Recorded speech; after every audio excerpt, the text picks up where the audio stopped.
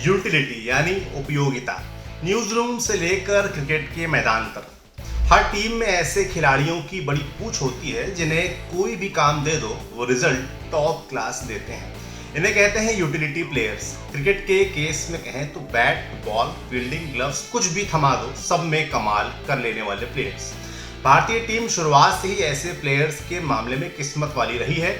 एकनाथ सोलकर के किस्से तो आपने सुने ही रखे हैं। आज नंबर रूसी सुरती का, भारतीय क्रिकेट के शायद पहले यूटिलिटी प्लेयर। रूसी को सोलकर से पहले गरीबों का गैरी सोबर्स कहते थे। 25 मई 1936 को सूरत में पैदा हुए रूसी के टेस्ट आंकड़े बहुत खास नहीं है, लेकिन उनकी उपयोगिता के किस्से सूरत से लेकर ऑस्ट्रेलिया के दूसरे सबसे बड़े शहर क्वींसलैंड तक फैले हैं।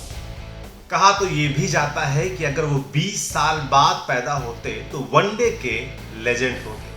ऑस्ट्रेलिया की शेफील्ड शील्ड में खेलने वाले इकलौते भारतीय क्रिकेटर रूसी के बारे में ऑस्ट्रेलियन पारसी केरसी मेहर होमजी का कोट बड़ा फेमस है। केरसी ने द गार्डियन से कहा था, उसे खेलते देखना शैंपेन के घूंट भरने जैसा है और वो फैंस को कभी न खत्म होने वाला आनंद देता है। रूसी के इसी ऑस्ट्रेलियन भौकाल की शुरुआत हुई 1967 में।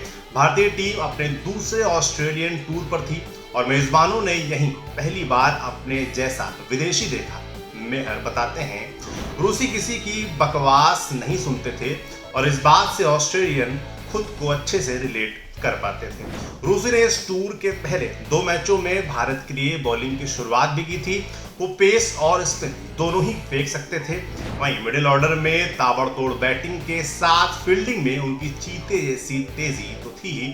रूसी क्लोज फील्डिंग करते हुए जिस तरह से गेंद पर झपटते थे वैसा अंदाज दुनिया ने इससे पहले कभी नहीं देखा था। 1967-68 के ऑस्ट्रेलिया न्यूजीलैंड टूर के बाद रूसी ब्रिस्बेन के ही हो गए। उन्होंने क्वींसलैंड के लिए 4 सीजन तक शेफील्ड शील्ड खेली। ऐसा करने वाले वो अभी तक इकलौते भारतीय क्रिकेटर। रूसी ने क्वींसलैंड के लिए पहली शेफील्ड शील्ड हैट्रिक भी ली थी। दिग्गज विकेटकीपर फारूक इंजीनियर के करीबी दोस्त रहे रूसी ने फारूक के साथ दादर की पारसी कॉलोनी में खूब क्रिकेट खेला था। हालांकि टीम इंडिया के लिए वो बहुत ज्यादा नहीं खेल पाए। ऑस्ट्रेलिया न्यूजीलैंड टूर पर कमाल करने के बाद वो सिर्फ 3 टेस्ट और खेले। 1969-70 सीजन में इन्हीं 2 टीमों के खिलाफ खेलने के बाद उन्हें दोबारा भारतीय जर्सी नहीं मिली।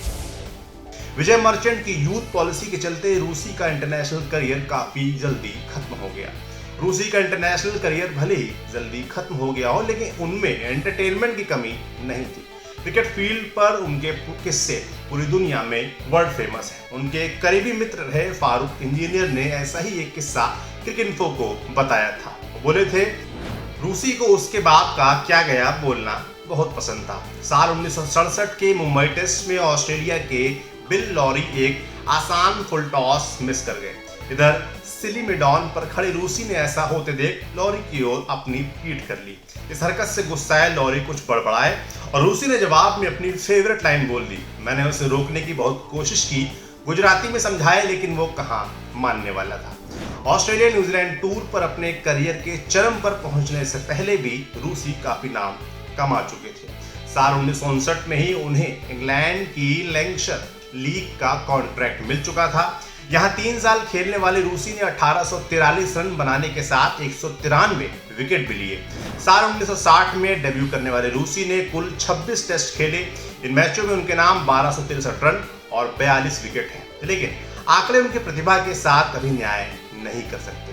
भारतीय टीम में उनके साथ रहे चंदू गोल्डे के शब्दों में कहें तो वो एक बेहतरीन ऑलराउंडर था और अगर उसने वनडे खेला होता तो काफी कामयाब रहता। दुर्भाग्य से उसके पास निरंतरता नहीं थी और इसी से उसका नुकसान हुआ, लेकिन वो एक जिगरबाज क्रिकेटर था और लड़ने के लिए हमेशा तैयार रहता था।